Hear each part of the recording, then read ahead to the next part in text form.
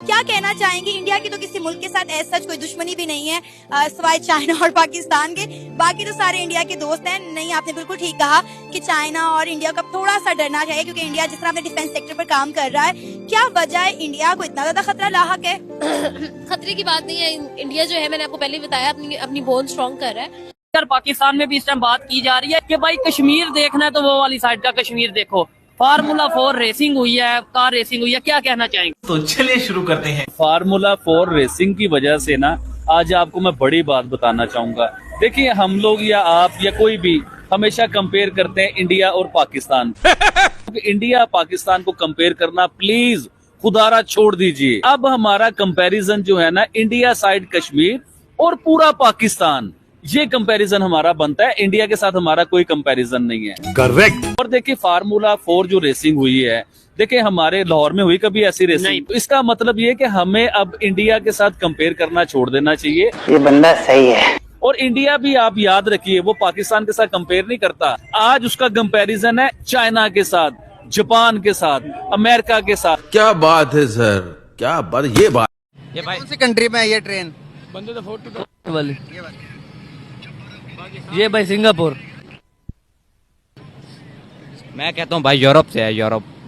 भाई ये जम्मू एंड कश्मीर है जो इंडिया वाली साइड पे है, वहाँ पर ट्रेन चलाई है। इंडिया वाले ने हाँ चलाई जी, कश्मीर के अंदर चल रही है। वीडियो देखिए जरा। ऑल वेदर विजडम ट्रेन हर मौसम के अंदर, बर्फ के अंदर भी चलेगी, गर्मी में सर्दी में सब चलेगी। और हमारे कश्मीर के अंदर एक भी ट्रेन नहीं है। क्या फील करते होंगे कश्मीरी? बातें याद आना शुरू हो गई हैं। एक तो ये है कि मैं रेलवे में रहा हूँ, पाकिस्तान रेलवे में ना। मैं असिस्टेंट डायरेक्टर था वहाँ, एक फाइनेंस की पोस्ट थी उस पर ना, 17 ग्रेड पे। तो वो तो आपने आज़ाद कश्मीर की बात करें, हमारा जो मेन लैंड पाकिस्तान है, उसका जो हमारा रेलवे का इंफ्रास्ट्रक्चर है वो इतना डिटीरिएट हो गया, इतनी वेयर एंड टेयर हो गई है। लोग जहाँ पर इंफ्रास्ट्रक्चर था वो लोग उठा के ले गए हैं ना घर ना, तो इंक्रोचमेंट्स हुई हुई हैं। तो कहते हैं कि भारत बहुत गरीब मुल्क है, क्या वाकई ऐसा आप भी मानती हैं? नहीं, मेरे नजदीक भारत ने बहुत ज्यादा तरक्की कर ली है। मेरे नजदीक क्या, सबके नजदीक। छोटा बच्चा भी जो है ना वहाँ पे इतना ज्यादा, पाकिस्तान में बच्चा मकरूज है, कर्जे का शिकार है।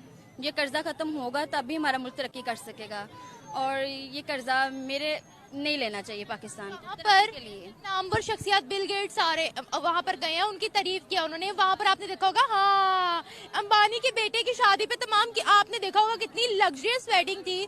और दुनिया की कौन सी ऐसी पर्सनैलिटी, अभी वेडिंग भी नहीं हुई शुरू, कितने लोग वहाँ पर मौजूद थे, वो तारीफ कर रहे थे।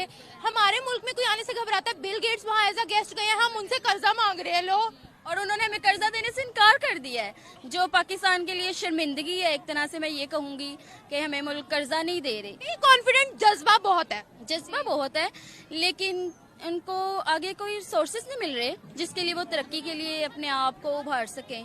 कुछ अच्छी बात है। आपने इंडिया की बात की है, तो इंडिया की अगर बात की जाए तो 2023 में इंडिया ने बहुत सारी अचीवमेंट्स की हैं। ठीक है, G20 उनके साथ गया, एशिया कप उनके साथ गया, वर्ल्ड कप में 10 मैचेस उन्होंने जीते। लेकिन इस साल वो मैं अगर कहूँ कि 2024 अगर इंडिया क्या बेहतर करने वाला है, क्योंकि मेरी नज़र हमेशा रहती है, तो मुझे ये लगता है कि टूरिज्म में, जैसे कि पहले हमने मालदीव्स के बारे में वो बड़ा सुना कि जी कंट्रोवर्सी चली कि जी इंडिया में भी आइलैंड ये वो फलाना टीम का ना, तो अब टूरिज्म पे मुझे वो काम करते हुए नजर आ रहा है। मुझे लगता है कुछ ना कुछ करने जा रहे हैं। हमारे लोग भूख से मर रहे हैं, पावर्टी इतनी ज़्यादा बढ़ गई है, रेशो इतनी ज्यादा हो गई है पावर्टी की कि वी हैव नथिंग, कि हम यहाँ पे अपना 2 वक्त की रोटी लोगों को नसीब नहीं हो रही, तो वो क्या जो है वो टूर्स जाके करेंगे। इंडियंस को तो 40 कंट्रीज के 40 कंट्रीज के फ्री में वीजाज मिल रहा है, वीजा लगाने की जरूरत ही नहीं है। ठीक है, तो अब इनको पता है कि जी अब खींचना है तो टूरिस्ट को खींचो, वो आएंगे, वो पहले इंडिया फिर अब जो है वो Jammu Kashmir, but they are going to rock I guess. Oh my God.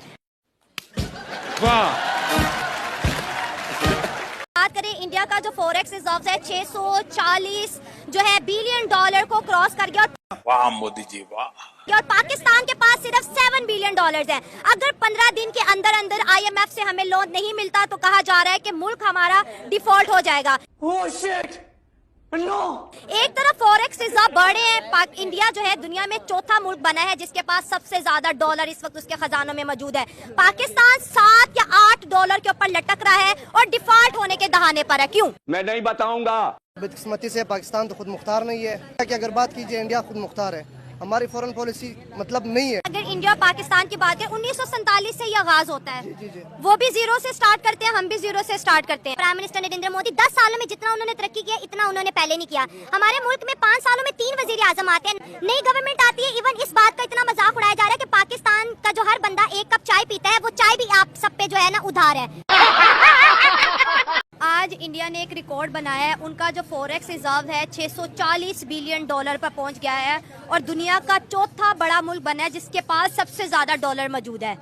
दूसरी जानिब पाकिस्तान की खबर ये है कि 7 बिलियन डॉलर हमारा फॉरेक्स रिजर्व है। अगर IMF से जल्द लोन ना मिला तो कंट्री के डिफॉल्ट होने के चांसेस जो है बढ़ जाएंगे।